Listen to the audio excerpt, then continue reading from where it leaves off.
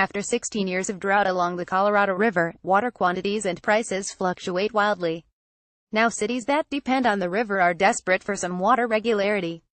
Bringing more certainty to an unruly and unpredictable Colorado River system was a common theme among water managers speaking at the Colorado River District's annual seminar September 15.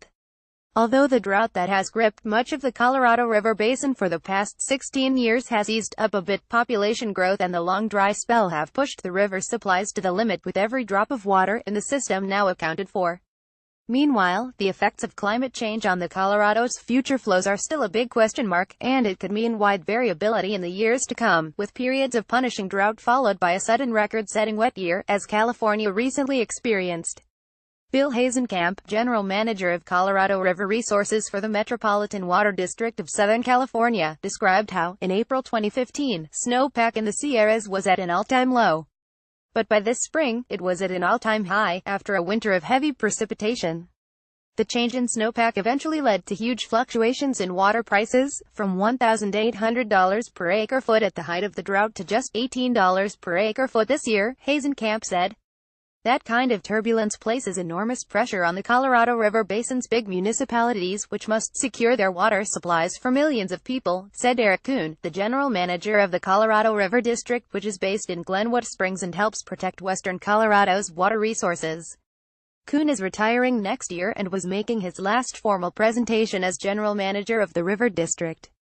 As he heads into retirement, he's working on a book with author John Fleck about the history of managing the Colorado River and the creation of the Colorado Compact.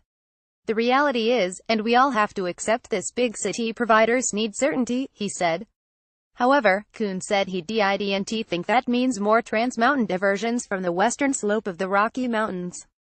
The most obvious source of additional water for cities is agriculture, which holds the lion's share of senior water rights on the Colorado River, but no one is eager to see rural areas sacrificed for urban growth, Kuhn said. So, he added, water managers throughout the basin are figuring out ways to adapt 19th-century water laws to a 21st-century reality. System conservation cooperative agreements between irrigators and municipalities are one option, providing cities with additional sources of water during dry periods. Already, a 3-year pilot initiative called the System Conservation Pilot Program has shown that farmers and ranchers are open to using less water in exchange for compensation.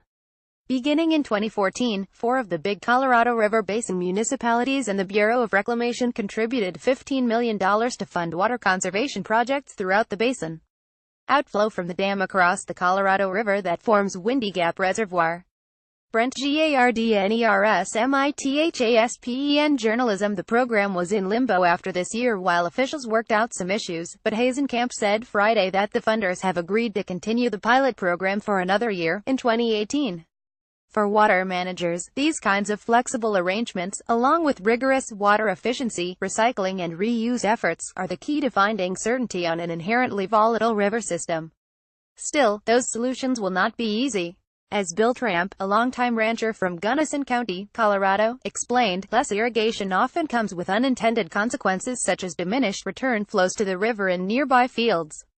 And as Lurlon Underbrink Curran, the former county manager for Grant County, Colorado, described, efforts to heal the destructive impacts of existing water diversions on the Fraser River, a tributary of the Colorado, mean accepting that future diversions will in fact take place. We tried to form friendships that would help us do more with what we had, she said. California's saltancy presents another dilemma, which reaches back up into the Colorado River system.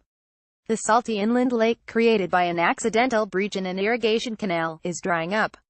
Since 2002, the state of California has been paying the Imperial Valley Irrigation District to keep the saltancy on life support by delivering 800,000 acre-feet of water, but that initiative expires at the end of this year.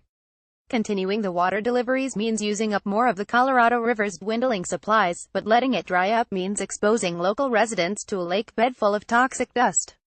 None of these problems is news, but as many of the speakers at the River District's annual seminar explained, water managers now have more tools than ever before to address those challenges, and new urgency with which to apply them.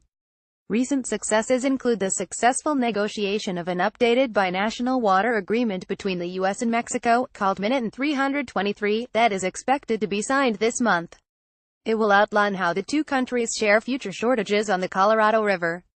We're at a point where we can work together, and the success we've had is from collaboration, said Becky Mitchell, the new director of the Colorado River Conservation Board.